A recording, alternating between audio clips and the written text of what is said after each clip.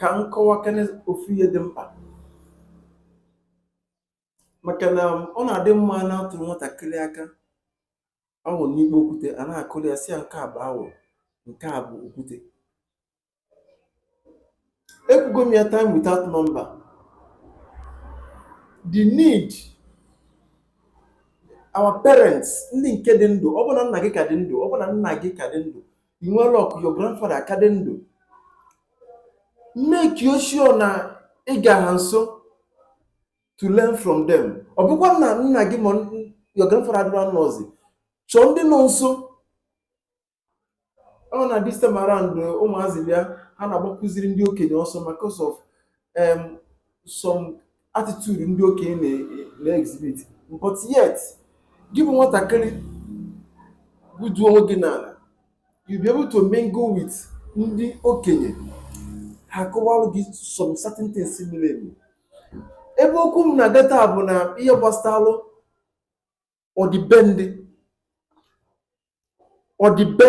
the need for gụnwa bụ onye Igbo ịma ọdịnala be nna gị, n'ịpụta fụ na a na-eme omenala and ịpụta no about omenala fụ na something ikwesị ịma maka ya, ịmụbịa in the social space, Facebook and others, it's not the best. Ma bido ịgbakwuru dibịa na-abụrụ dibịa be nna gị, ọ dị obtainable, but ebe okwu na gafere moment is ka ị malụ ntọnala tradition ọdịnala be nna gị, because enwere some things ị ga-abụ ijebebe as a result na onye ezi kụziri gị, maybe ịbụ onye Anambra iweje ọbụna ebe ịnọbụ Enugu maọbụ ịnọ Delta maọbụ na ịnọ Abia, then ị nweta onye nọ saịdị ahụ ọ na-enyere gị aka n'ihe gbasara omenala. Ọnwaka ọ dị mma, but ọ dị mkpa na ije mmalụ ka ndị bunu si eme some certain things, maka na enwe egwuregwu si ihe ndị na-asọ ka ndị na-eri. Obodo na-asọ eke for instance nwere ụdị omenala ha na-eme to obodo na-anaghị asọ eke. Obodo na-eli enwe nwegasị omenala ha na-eme, ndị na-anaghị eli enwe na-eme.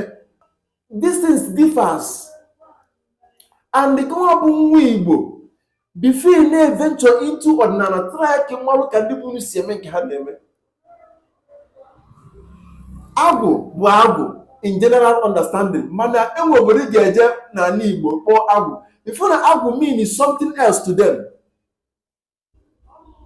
Asị mmadụ jee lụọ agwụ, inwe some part ị ga-abịa ije n'ala Igbo, ifu na ịlụ agwụ bụ onye anyị je bụrụ dibịa, ọ bụrụ just ịlụ agwụ on a neutral base chọwa ka gị, no, onye abụrụgo dibịa, agwa ya bịara gị haziri gị dibịa. That's why besi na ọ dị mkpa gụwa bụ onye Igbo ịma ọdịnala be nna gị before ị na-event to others. Enwe ndị ji nnekwu, nwe ndị ji oke ọkpa egbere akwado agwụ, ọ dị iche iche, and gụwa bụ onye Igbo ịchọ ka imetụ ya ọfụma. That's why sometimes if somebody or they mess some certain things in a place, why? Because na ọbụla otu be ndị nna ya ọdịnala be nna ya si mịa ka ezi eme ya n'ilo, enwe ihe etinyere maọbụ na enwe ihe ewepụrụ dị contrary to otu kwesịsị were na be nna ya.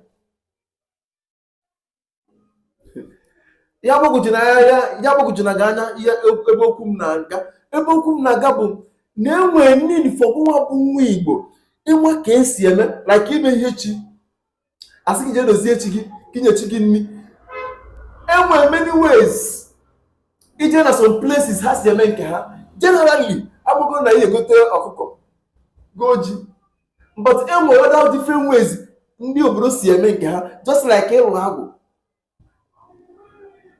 So ebe okwu m na-aga bụ ịbụrụ nwata, try to know the basics, just like enwe obodo ji aka nri agbanye mmanya nya akpọrọ mmanya, asị gị gbaa mmanya, onye jide kọpụ iko n'aka ekpe jiri aka nri na-agba mmanya. Enwe obodo na-eme ala ahụ, mana enwe obodo ga-eme ime ya ọbụla ịdaghị ịkwọ fain. Ha nwa ji aka ekpe, ha jiri kọpụ n'aka nri ewere aka ekpe na-agba mmanya. So ị ga-agba nke dị in line with your ancestry, so that in a year when you are giving libation, when you are making your prayers, when you are making one or two rituals, in a way easy move. Things are not better n'anya. Man, ije na-eme ka ndị ọzọ si eme, at the end of the day, you discover that now, I think in a struggle, you've not gotten it. You what area? So back and ebe na mgborigodoga aka mbụ Ikoro ndị Igbo, ambassador Obinna. Ọ bụ na ezumezu TV ka ndị wetara gị ozi na-agwa gị na ọ dị mkpa na gụnwa bụ nwa Igbo kwesịrị ịma ka ndị be nna gị si eme, agụsịsịba ma ihe dị na nsọ, ma ihe dị na nwaanyị, ma welite ndidi ya bụ gụnwa bụ onye nwa Igbo. Ọdịnala Igbo na-asụ ụsọ nke ikpeazụ, ọ na-akwado omenala Igbo. Gba isi ike ka nwere ka ndị be nna gị si eme ya bụ ihe, maka mgbe ụfọdụ ọ na-enye nsogbu. Enwere ike nwe something ị na-eme ọ na-afịa arụ, onye ọzọ mee ọ gaa, ọ bụrụ because na enwe a part ndị be nna gị na-achọrọ dị involve, maọbụ na enwe part ndị be nna gị chọrọ na-adịrị ya. Ọ gwara ka ọra m n'ọnụ. Biko tụsara m ozi a, and enwe ajụjụ dee na comment section. Thank you very much.